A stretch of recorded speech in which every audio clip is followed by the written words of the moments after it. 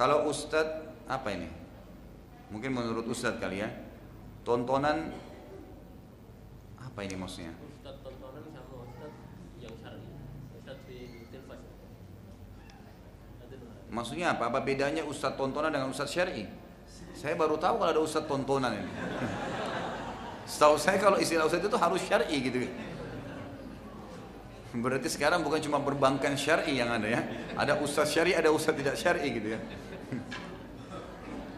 Ya kalau saya sebenarnya tidak pakai istilah seperti itu ya. Kalau memang dia menyampaikan qala Allah, qala Rasul, Allah berfirman, Nabi SAW bersabda, kemudian diikuti dengan pemahaman yang benar. Ingat ya, banyak kelompok Islam sekarang mengaku memang menggunakan Al-Quran dan Sunnah. Tapi sayangnya, mereka tidak mengikuti pemahaman sahabat sehingga menjabarkan sendiri. Anda tahu orang-orang liberal sekarang itu, dia bilang dia pakai ayat, gitu kan? Kenapa boleh nikah lintas agama? Dia ambil cuplikan ayat tentang adanya Nasrani, Yahudi yang disebutkan dalam beberapa ayat tentang orang-orang yang beriman di antara mereka sebelum diutusnya Nabi Muhammad SAW di masa mereka, kalau mereka meninggal bisa masuk surga, itu diangkat, diambil cuplikannya tanpa melihat ayat-ayat yang mengkafirkan mereka setelah Nabi Muhammad SAW datang gitu. Lalu mereka bilang buktinya kan boleh, mereka juga ahli surga, kita boleh nikah dengan dia. Loh, saya sering jawab teman-teman liberal itu, kalau Anda mengatakan boleh semua agama benar, jadi aja Yahudi atau Nasrani. Enak loh jadi Nasrani, nyanyi seminggu sekali masuk surga. Untuk apa sholat 5 waktu?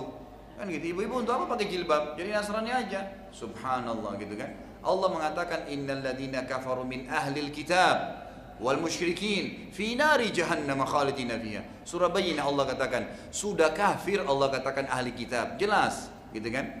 Dan orang-orang musyrik, dan mereka akan kekal dalam api neraka kalau mereka meninggal dalam keyakinan tersebut. Dalam hadis Muslim dikatakan, misalnya, ya tidak ada seorang pun yang mendengarkan saya menjadi nabi, diutus sebagai nabi dari Yahudi, Nasrani dan Majusi, kemudian mereka tidak beriman pada saya dan mereka meninggal dalam keyakinan itu kecuali mereka termasuk penghuni neraka.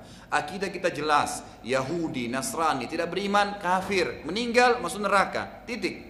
Siapapun yang bantai itu hukum Allah, nggak bisa, gitu kan? Tapi mereka datang karena mau menjabarkan ayat semaunya dia, bukan mengikuti pemahaman sahabat, jadi dia jabarin semaunya, gitu kan? Jadi banyak macam-macam, sampai hal lain tidak masuk di akal gitu. Para orientalis juga banyak menjabarkan itu, banyak menjabarkan macam-macam ayat tentang Nabi Lut lah, tentang inilah, tentang itulah, yang semua tidak masuk di akal gitu, semua tidak masuk di akal. Jadi memang pemahaman Quran dan Sunnah harus diikuti dengan pemahaman sahabat yang hadir melihat wahyu turun, maka kita akan benar. Makanya selalu ada istilah mengikuti pemahaman salafus saleh dari sahabat.